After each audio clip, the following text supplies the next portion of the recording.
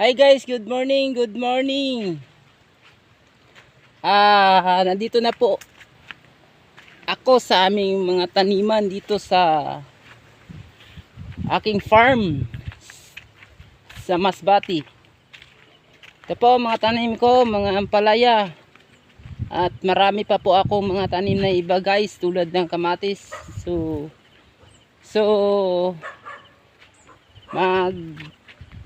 tingnan nyo po ako kung anong pamaraan nito sa pagtanim, anong mga sikreto or mga ihibalo ko sa pagtanim sa mga gulay ngayon guys. So mga ka-farm, ito na po ako sa aming paghihirapan na pagtatanim ng mga gulay.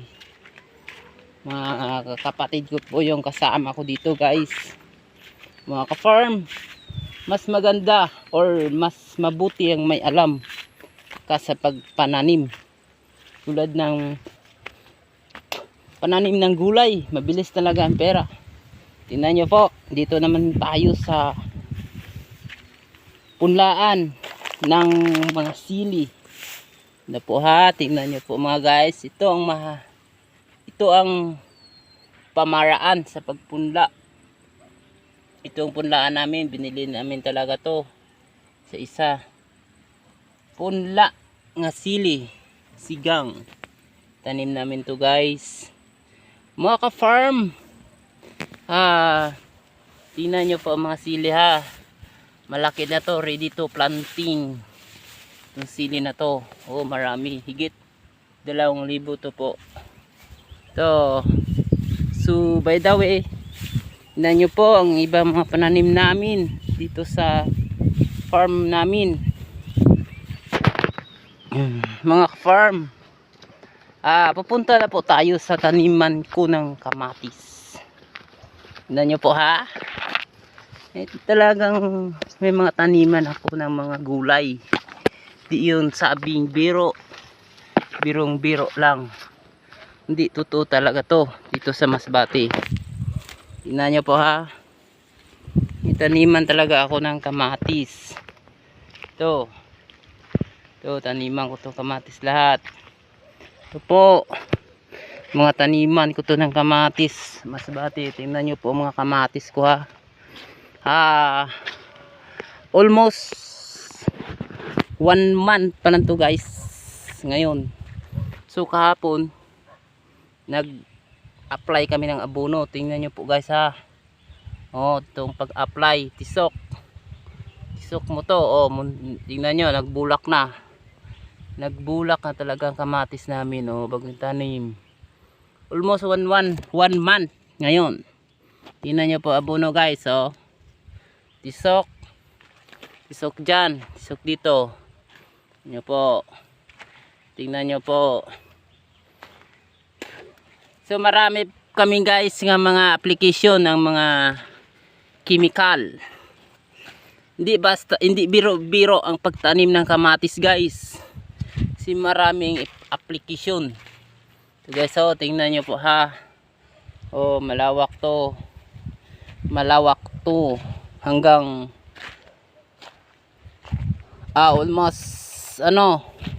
almost half hectare naniman mo ngayon yung kamatis dito sa Masbati. Pero guys, sa awa ng Diyos, kala ko guys matuyo na to kasi ang lakas ng init, ilang linggo talaga.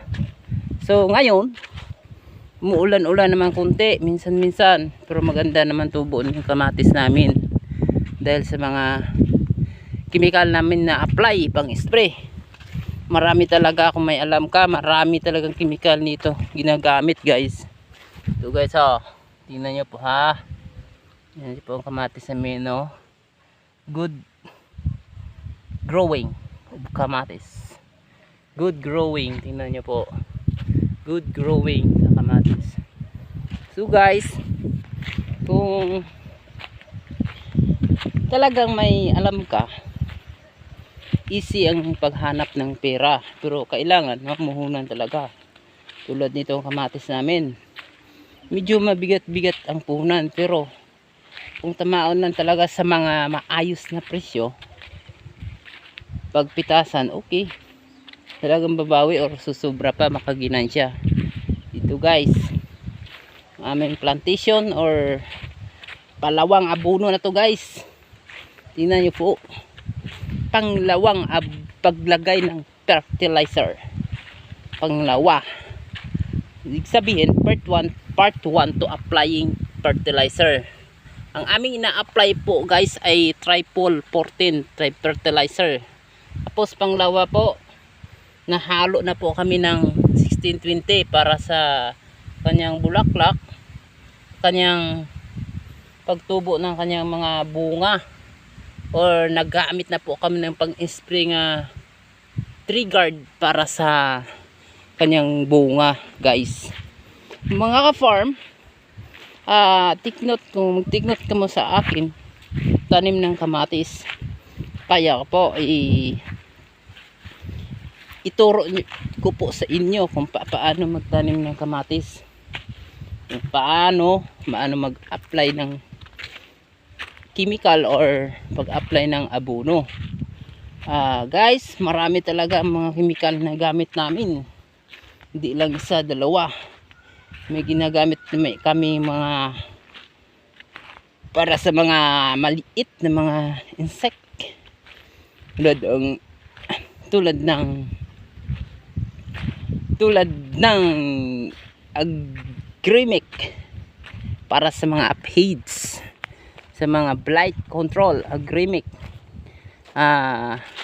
Para sa mga fungicide guys, pwede naman yung gamitin, lagi kang halo sa yung pag-spray ng antrakol siya halo. Tapos marami, may kailangan dalawa or tatlo ka kinds sa mga gamot or insecticide na ginagamit mo. Isang spray lang guys. So kung isipon mo, grabe talaga ang gasto, kasi mahal pa naman mga chemical ngayon. Tulad ng agremic, maliit lang yun, 1/4 liter lang yun guys, pero nagkahalaga yung 1,200. So kulang pa nga yun dito sa isang drum pag ihalo guys. So spray dito, tatak talaga sa 2 drum, 4, pero tiyaga lang talaga sa gastusin, kasi pabawi naman talaga ang tanim. Pag maganda ang healthy ang tanim, healthy rin ang tubo, healthy rin ang mga bunga. So bibigay talaga yung guys ng maraming bunga.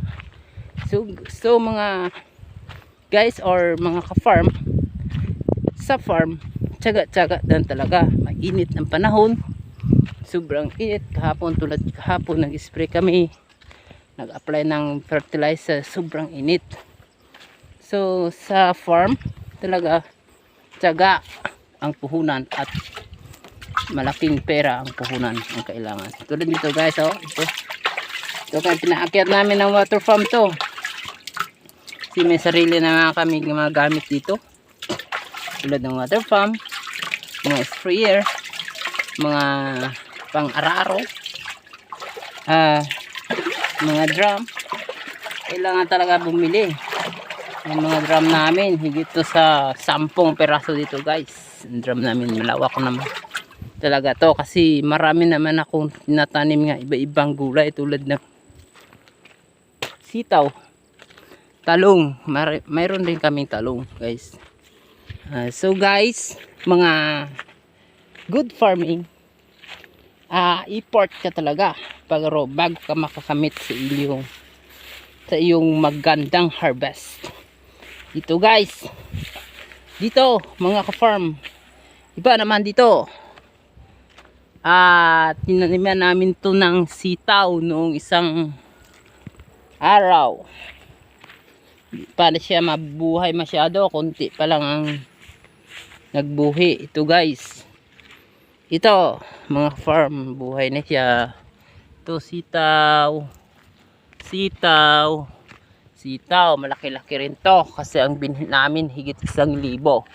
Pag 1,000 seeds na sitaw or 1,500, malaki na rin guys, kasi ang hirap pitasin ang sitaw isa-isa. At saka nanakit yung kamay mo pag pitas ng sitaw. Kailangan di masyadong marami kasi wala, kunti lang tao namin. Yung tao namin dito 4 lang, 3.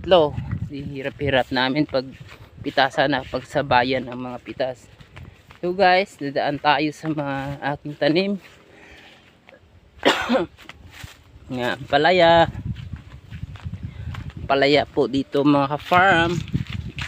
Ang palaya to po, tignan nyo po mga palaya na to. Ampalaya, yan, palaya po to, yan,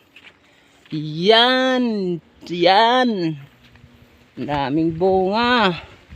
Yan, tingnan nyo po mga farming, tingnan nyo po, maakit talaga kayo sa mga bunga nito. Ang dami. Pumunta naman tayo sa aking natanim na sitaw. Sitaw area. Doon. Ampalaya area, sitaw area, kalabasa area. Mayroon rin akong kalabasa area, malaki-laki rin kunti, kaya lang hindi pa nagbunga. Ito sitaw area naman guys. So guys, ang sitaw area, ito may bunga pa rin.